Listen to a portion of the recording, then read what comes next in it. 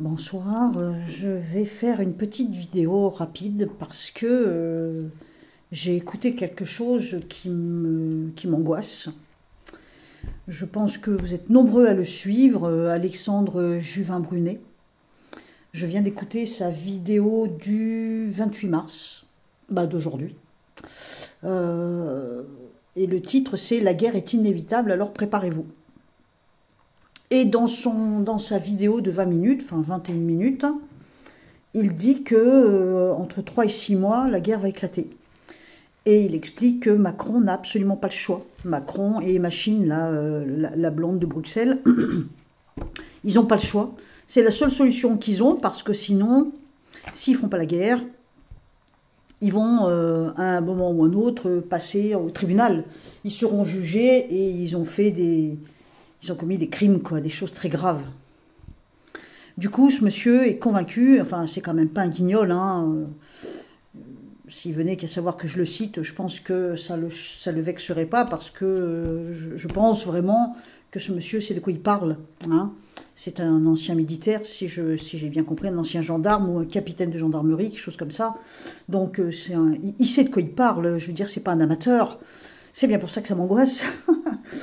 Et en plus, il est pour la paix et pour le peuple, donc il n'est pas là pour nous foutre la trouille, au contraire, il est là pour nous prévenir. Maintenant, il peut aussi se tromper, même lui le reconnaît, que il explique que la guerre, si elle éclate, ça serait certainement en été. Si elle n'éclate pas cet été, d'ici octobre, on pourrait être peinard au moins jusqu'à l'année prochaine. Et comme il dit, si en 2026 elle n'éclate pas, ok, mais à coup pas, peut-être que je me suis trompé, et en gros... je reconnaîtrai publiquement que je me suis trompée, c'est ce qu'il dit. Et je pense que c'est quelqu'un de très droit. Donc, il pense vraiment ce qu'il dit et il ne cherche pas du tout à nous faire peur. Au contraire, il essaye juste de nous réveiller. Parce qu'il y a des tas de gens qui pensent qu'il n'y aura pas la guerre. Moi, je ne pense rien. Je crains un petit peu cette idée-là et j'essaye de me mettre deux œillères, comme beaucoup de gens. J'essaye de ne pas y penser, voilà, en me disant que ça n'arrivera pas. Mais quand je l'écoute, il me glace le sang. C'est pas lui qui me glace le sang, c'est son discours et la cohérence de son discours surtout. C'est tellement cohérent ce qu'il dit que ouais, c'est flippant franchement. Donc je vais essayer de faire un tirage. Alors déjà, on va regarder avec l'écriture intuitive, donc ma crotte. Est-ce que... Alors il est Sagittaire lui, hein. Ouais, il est Sagittaire. Et Alexandre Juvin-Brunet explique que de toute façon, en gros, Mac, il est plus que cinglé, quoi. C'est un mec, c'est un jusque-boutiste, et c'est vrai ce qu'il dit. Il ira jusqu'au bout. Ça, par contre, j'en suis convaincue que c'est vrai. C'est quelqu'un qui, jusqu'à la mort, il lâchera pas ses objectifs, ses idées, ses objectifs. C'est un fanatique, hein, c'est une espèce de fanatique. Pas Alexandre, hein, l'autre. Donc, si je me souviens bien, il a 47 ans. Hein. Bon, au pire, j'ai vraiment pas le courage de regarder sur Internet l'âge de celui qui est sur le trône, mais je pense que c'est 47 ans. Alors déjà, en écriture intuitive, il y a une fermeture d'esprit. Hein, donc il y a des gens qui ont l'esprit ouvert et donc avec qui on peut parler, avec qui on peut changer et qu'on peut essayer de convaincre. Lui, non. Hein, donc là, le A est complètement fermé. Donc le A, en écriture intuitive, laisse entrer aucune autre idée que la sienne. Je parle de notre président, hein, là, d'accord ? Alors, donc, qu'est-ce qu'on a? On a un aspect assez solitaire, hein, et un aspect assez déterminé. Punaise, oh là là là là là. Alors, je regarde l'écriture intuitive, ce que ça fait. Hein. Donc, on a un aspect assez déterminé, une fermeture totale de l'ouverture d'esprit, une fermeture totale. Et par contre, il bloque contre un mur. Ça, c'est peut-être à notre avantage, parce qu'il a le point, façon de parler, il a le point contre le mur. Maintenant, pour avancer, il faut qu'il arrive à trouver la force en lui de transpercer ce mur. En écriture intuitive, ça donne ça. Or là, il est bloqué contre le mur, il ne peut plus avancer. Bon, espérons. Alors, on va regarder avec les cartes, qu'est-ce que ça donne. Moi, tu sais comment je fais les cartes, c'est pas vraiment... c'est un peu les flashs que j'attends. Hein. Donc, on voudrait voir si, effectivement, Emmanuel Macron ne va pas avoir d'autre choix que de déclencher la guerre, d'une manière ou d'une autre, en s'alliant à des pays qui sont ennemis de la RU2SIE. Alors attention dans les commentaires, hein, ne mettez pas les noms de pays, ne mettez pas les noms de présidents sans mettre des points entre les syllabes. Vous pouvez absolument tout écrire. Aujourd'hui, il y a quelqu'un qui m'a dit « Oui, je croyais que sur ta chaîne, on pouvait s'exprimer. » Oui, tu peux t'exprimer. Vous pouvez dire tout ce que vous voulez, hormis venir me me cracher dessus. Vous pouvez dire vos pensées, évidemment, vous pouvez dire ce que vous souhaitez, vous pouvez dire ce que vous voulez, mais trafiquez l'écriture. Mettez des points d'interrogation, il y a tout un tas de symboles sur le clavier, entre les syllabes des mots clés. Donc les noms de président, les noms propres, les noms de pays, les mots comme guerre, les mots comme ça, plus loin, ta, plus loin, ni, que je me tue à vous le dire, je ne veux pas voir ce mot-là dans mes commentaires. Sauf s'il est trafiqué. Si vous trafiquez le mot, je m'en fous, ça passe. J'en ai surtout marre de virer des commentaires. C'est complètement idiot. Laissez-moi vous aider à vous exprimer et faites comme je vous dis. C'est pas pour vous donner des ordres, c'est juste que c'est le seul moyen de maintenir ma chaîne monétisée. Et moi, c'est important pour moi. Hein, comme j'ai dit à quelqu'un, je n'ai pas de retraite, je n'ai pas de chômage, je n'ai pas de RSA, je n'ai pas d'amant riche, je n'ai pas de mari riche. Je suis obligée de me démerder toute seule avec ma voyance pour manger. Donc merci de comprendre. Allez, parenthèse fermée. Emmanuel Macron, donc en écriture intuitive, une énorme fermeture d'esprit, c'est-à-dire qu'il ne veut rien entendre, hein, têtu comme une mule. Par contre, le point positif qui a l'air de vouloir contredire Alexandre, je me permets de l'appeler Alexandre, ça va plus vite, c'est que Emmanuel, il a le point collé contre le mur, il n'arrive pas à le transpercer. Donc le transpercer, ça serait effectivement nous emmener à la guerre. Regarde sur quelle carte je tombe. Le dominant, hein, celui qui commande, qui décide. Alors donc, est-ce que Emmanuel Macron, Sagittaire, 47 ans, va nous emmener à la guerre? Non, est-ce que c'est vraiment son intention? Alors, ouais, il veut créer le déséquilibre. Ah oui. Je dirais même qu'il veut appeler les gens sous les drapeaux. Son fantasme, hein, j'irais jusqu'à dire que ça serait d'obliger la population à aller à la bataille. Hein. Il en rêve hein, d'être un chef de guerre. Hein. Il en rêve. Hein. Il fantasme là-dessus. Là. Alors, par contre, il lui manque des moyens. Il a besoin de se relever. Il cherche de l'argent par tous les moyens. Il cherche de l'argent. Il n'y en a pas et il en cherche. Il est absolument insensible à la population. Il a très envie d'appeler tout le monde sous les drapeaux. Hein, donc vraiment, on va dire que c'est son fantasme. Alors, donc, on me dit qu'il est plus motivé par son émotion que par son intelligence. Alors, dans l'état actuel de la situation, il est parti pour échouer. Je suis désolée de contredire monsieur Alexandre Juvin, mais les cartes ont l'air de dire quand même qu'il est parti à se planter, Emmanuel. Donc, il n'arrivera peut-être pas à ce qu'il veut. Et voire, il s'enfuira. Waouh, ça c'est une punaise de bonne nouvelle. Attends, fais voir, je réessaye. Alors, comment elle s'appelle, elle, Vander ouais. Ah oui, Ursule. Ursule, je ne vais pas dire le nom en entier. Alors, j'ai aucune idée ni de son signe, ni de son âge. Vander. Hein, donc, elle est à Bruxelles. Alors, elle, par contre, c'est l'écriture ultra dominante. Hein. Elle n'est pas toujours d'accord avec Kéké. Hein. Elle n'est pas toujours d'accord avec lui. Hein. Elle est coincée dans une situation, elle aussi, elle regarde l'avenir. C'est comme si elle était dans une espèce de tunnel assez étroit et que le seul moyen de voir la lumière, c'est d'aller tout droit et de foncer. Hein. En gros, elle n'a qu'une seule issue. C'est bien possible qu'elle, la seule issue, ce soit la guerre. Hein.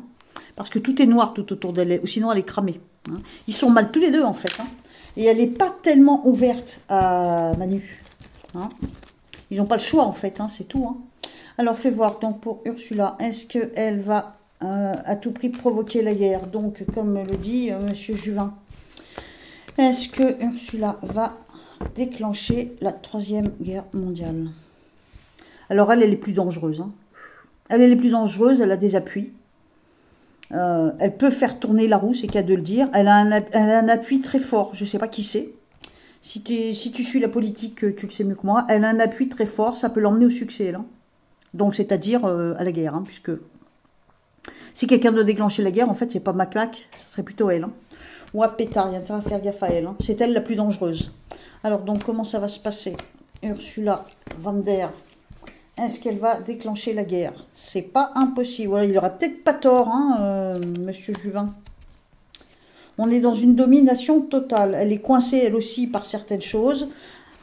Alors, elle peut avoir du soutien, une alliance avec quelqu'un, avec je ne sais pas qui. Elle parle, elle échange. Elle aussi, ça manque d'argent, ça manque de moyens. Elle aussi, elle estime certainement qu'il faut plus de sous que ça. Hein. Elle est plus dangereuse. Hein. Alors, je dis que c'est peut-être pas pour tout de suite. Et si elle continue de rester sur son trône à BX, hein, tu vois ce que je veux dire, là-bas, si elle trouve les moyens, elle va le faire. Hein. Je crois pas que ce soit pour tout de suite. Elle peut être plus dangereuse sur 2026, moi je pense. En même temps, c'est pas loin, hein, 2026. Hein. Elle a un soutien puissant. C'est qui ce soutien puissant? Oh là là là là, cette ambiance. Alors, est-ce que en France, on a bien vu leurs intentions, tous les deux ils sont motivés, donc effectivement le raisonnement d'Alexandre est tout à fait lucide. C'est-à-dire que tous les deux, Manu et Ursule, ils ont tous les deux effectivement besoin que ça éclate. C'est une issue pour eux, pour éviter justement d'avoir à répondre à un grand tribunal, peut-être même un tribunal mondial, hein, vu le mal qu'ils ont fait. Mais Manu, je le sens freiné, mais elle par contre, je la sens plus dangereuse, hein. Si ça devait être déclaré, ça serait peut-être elle, donc ça serait peut-être pas la France qui déclarerait la guerre à je ne sais quel pays, c'est peut-être l'Europe tout entière qui pourrait se dresser contre une nation puissante. Peut-être plus 2026. Bon, après, dans la vie, dans les cartes en tout cas, ce qu'on voit, c'est un futur qui est en train de se mettre en place en fonction des actes et des choix que l'on pose. Mais après, il y a toujours moyen d'enrayer les choses. Il y a toujours moyen, comment dire, il y a le libre arbitre et le futur n'existe pas. Donc, il n'est pas du tout figé. Ce qu'on voit dans les cartes, ce sont que les conséquences qui sont censées arriver. C'est pas non plus du tout cuit. Hein. Ne flippons pas trop. Alors, donc, on va regarder, est-ce qu'en France, on peut craindre, dans les semaines à venir, une guerre qui éclate? Allez, on va regarder. Donc, on va prendre un peu le discours de ce monsieur Alexandre. Est-ce qu'on peut envisager que dans les semaines, grand max, les 3-4 mois à venir, et même soyons fous, allez, les 6 mois à venir, est-ce qu'on peut envisager qu'une guerre éclate? C'est-à-dire que nous participions à une guerre. Pour moi, c'est pas tout de suite. Pour le moment, ça reste une illusion. Bon, les cartes vont pas dans le sens de ce monsieur. Pourtant, il m'a fait peur. Hein. Franchement, je l'ai trouvé très cohérent. Mais les cartes me montrent, pour le moment, c'est une illusion. Il n'y a pas assez d'équilibre, je ne sais pas dans quel domaine, c'est pas assez équilibré. Et il n'y a peut-être pas assez d'union. Peut-être parce qu'on n'est pas assez nombreux aussi. Hein. Alors donc, est-ce qu'on est en risque qu'une guerre éclate? Moi, on me montre qu'il y a quelque chose qui démarre. C'est-à-dire, ils vont peut-être commencer à envoyer des gars. Hein, par exemple, en Ukraine. Hein, mais il y a une marche arrière pour moi. Il y a une marche arrière, ça ne suit pas. Et il est possible qu'il y ait des appels sous les drapeaux. Alors après, c'est certainement d'abord avant tout les réservistes. J'imagine, je ne connais pas grand-chose, mais si je me souviens bien, c'est d'abord tous les réservistes qui risquent de partir. Il est possible qu'il y ait des gars qui partent là-bas. Enfin, là-bas ou ailleurs, je ne sais pas exactement où. Moi, je regarde juste si effectivement la France peut rentrer en guerre, peu importe le pays finalement, hein. Donc on me dit qu'il peut y avoir un commencement, un appel.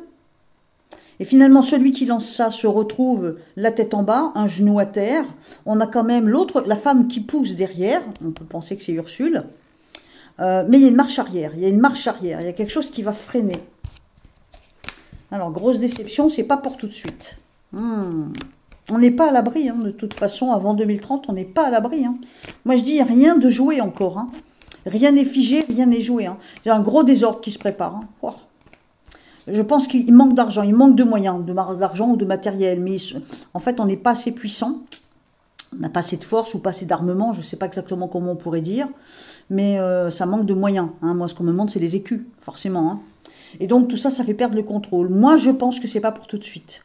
Ça ne veut pas dire qu'on est à l'abri en 2026. Hein. En écoutant le discours de ce monsieur Alexandre. On est bien d'accord. Hein. Donc j'essaye de faire les cartes en fonction de ce que ce monsieur nous annonce dans son idée à lui. On n'en est pas loin. Je pense qu'on peut y échapper cette année. L'année prochaine, j'en sais rien. Je jure de rien. Et en tout cas, elle, Bobonne, on va l'appeler Bobonne, la Bobonne à Maurice, elle se tient beaucoup plus droite que lui. Tu vois, il est un genou à terre. Hein. Donc il n'est pas forcément à la hauteur des choses. Et puis, ça manque de moyens. Donc du coup, on peut peut-être y échapper grâce à ça. l'idée peut se relancer sur 2026. Moi, je pense que pour 2025, on n'a rien à craindre, contrairement à ce que dit Alexandre Juvin. J'espère que c'est moi qui ai raison, franchement. J'espère. Hein.